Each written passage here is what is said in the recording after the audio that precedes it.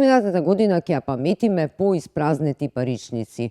Многу фактори влијае за тоа парите се одливаат од нашите паричници, секако војната во Украина и неколкократното зголемување на цените на сите прехранбени производи изминатата година.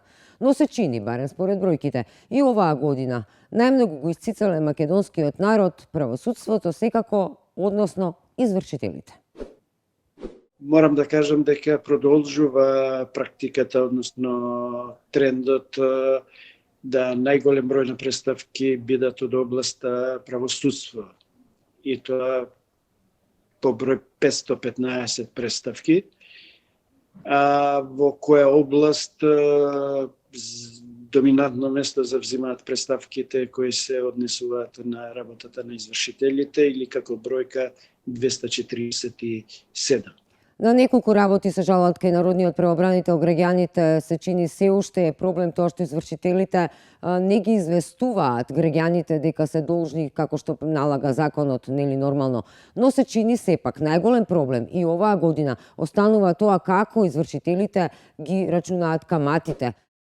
Тој проблем го воочивме минатата година и по број на представки, но и по ситуација која ни за нас, како народен правобранител, не е нелогична, а тоа се однесува на делот на пресветување на законската казнена камата, која често пати ги доведува граѓаните во крајна неповолна ситуација, каде што долгот што го трпат како резултат на пресметување на каматата често пати е 2 пати, 3 пати, па и по 4-5 пати поголем износ во споредба со основниот долг кој граѓаните го имат кон одредени доверители по разни основи. И затоа ние како институција, согласно нашите надлежности, превзедовме една иницијатива, изготвивме еден предлог за измени на Законот за облигациони односи и Законот за извршување. И тој предлог го доставивме до владата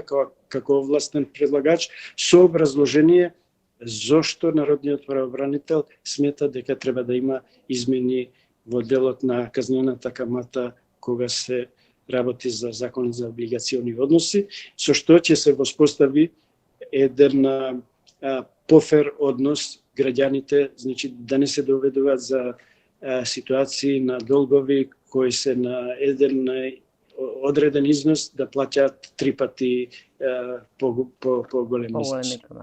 Граѓаните се осиромашуваа, меѓутоа не извршителите. На нивните сметки големи милионски суми се влеа и изминатата година. Според бројките, во 2021 година извршителите направиле 63.000 присилни наплати од македонските граѓани и наплатиле 130 милиони евра. Според информациите кои што ги имаме за тоа колку се офајдили извршителите, тие мора да ги пријавуваат приходите секоја година. Информациите кои што ги имаме се за 2019 до 2021 година. Ова се вкупни приходи на топ 10 извршители. Во 2019 година, како што може да видите, 5 милиони и 500 илјади евра речиси. Во 2020 поради короната имале мал пат, околу 2 милиони 261 илјада, но во 2021 2 милиони 719 илјади, значи повторно се повратиле. Информациите велат дека во 2022 година нивните приходи биле и те како големи. Значи ова се информации за само топ 10 извршители, не за сите околу 100 извршители кои што ги има. Ако ги сумираме 5 години наназад, пријавен приход на топ 10 извршители во период од 5 години бил 19 милиони 414 илјади евра и 692 евра. Овие пари се влеале на сметките на извршителите како приход. Народниот правобранител реагира, но и неговите ингеренции одат само до некаде. Можат да реагираат, можат да укажуваат, но некој треба и да ги слуша. Народниот правобранител има проблем. Со години наназад се намалува неговиот буџет. Нема доволно кадар, но еве што е најголемиот проблем. Непостапување по нашите барања, неспроведување на препораките, недоволна и некоректна соработка.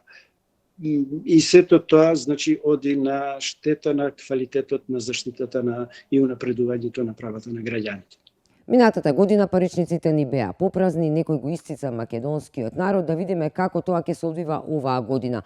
Дали владата ќе го земе во предвид планот и предлогот на народниот правобранител за тоа како извршителите ќе може да ги рачунаат каматите кои граѓаните треба да им ги платат. Останува да видиме дали оваа година ќе имаме повторно оваа слика. Празни джепови и празни паричници. Или пак можеби работите ќе се сменат. Да се надеваме на подобро.